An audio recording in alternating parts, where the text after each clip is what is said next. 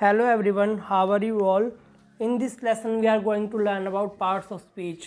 अगर हम बात करें English grammar point of view से तो 8 प्रकार के पार्ट्स ऑफ स्पीच होते हैं. First one is noun, then pronoun, verb, adverbs, adjective, preposition, conjunction and interjection.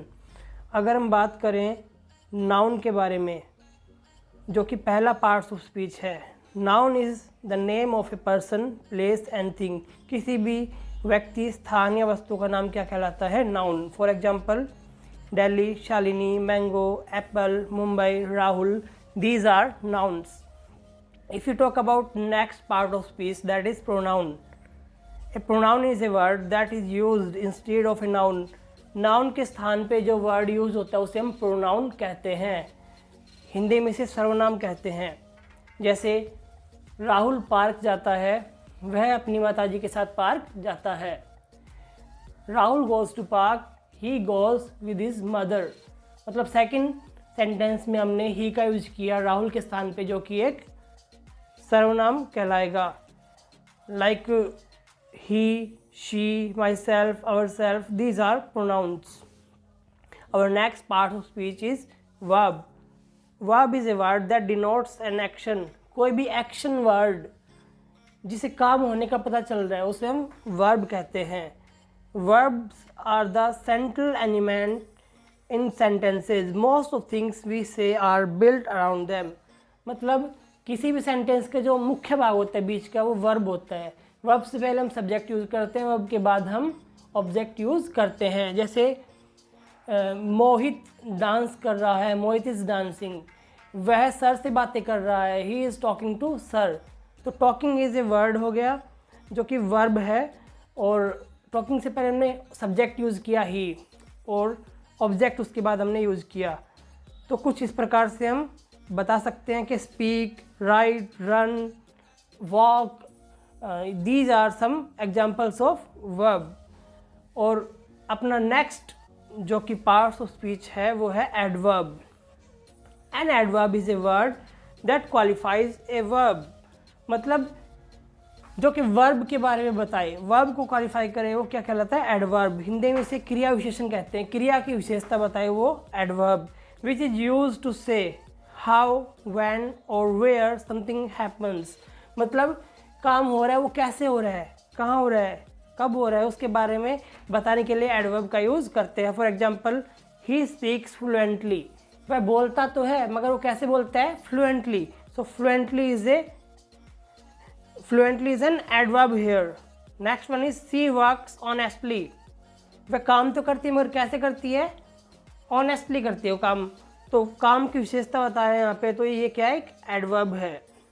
Our next part of speech is adjective. Adjective means विशेषण. And adjective is a word that qualifies noun and pronoun. Noun और pronoun के बारे में जो बताई वो adjective होता है. जैसे Rahul is a boy, he is a good boy. तो गुड क्या होगा यहाँ पे? एडजेक्टिव. विशेषता बता रहे उसकी. These are used in connection with noun and pronoun. Noun और प्रोनाउन के बारे में बताते हैं, ये उनके बारे में कनेक्शन होता है जो भी, उसके बारे में बताते हैं. जैसे कि ए ब्यूटीफुल हाउस, सुंदर घर, घर की विशेषता बता रहे हैं. ए राइप मैंगो, पका हुआ आम. ए टॉल बॉय, लंबा लड़का. तो कुछ इस प्रकार से हम बता सकते हैं नाउन की विशेषता with the help of adjective. Our next part of speech is preposition. Preposition are those words which are used followed by noun और pronoun and shown the relation between the noun, pronoun and the other part of the sentence. मतलब noun pronoun के पहले ये preposition लगते हैं, और किसी भी दो पार्ट के बीच में जो क्या मतलब क्या बॉन्ड है, क्या कनेक्शन है, उसके बारे में क्या रिलेशन है वो बताते हैं. जैसे कि हिंदी में हम एग्जांपल लेते हैं, पुस्तक टेबल पे रखी हुई है, तो पुस्तक और टेबल के बीच में क्या बॉन्ड है, क्या रिलेशन है, वो बताएगा ये प्रीपोजिशन. जैसे for example she goes to park by car. Park जाती है, वो कैसे जाती है? कार से. तो by is preposition here. She goes to park by car. Car जो है क्या है? नाउन है. और उससे पहले क्या यूज़ करा है हमने? Preposition. He is going to college, वह कॉलेज जा रहा है। तो कॉलेज से पहले हमने क्या यूज़ किया, टू। To is A.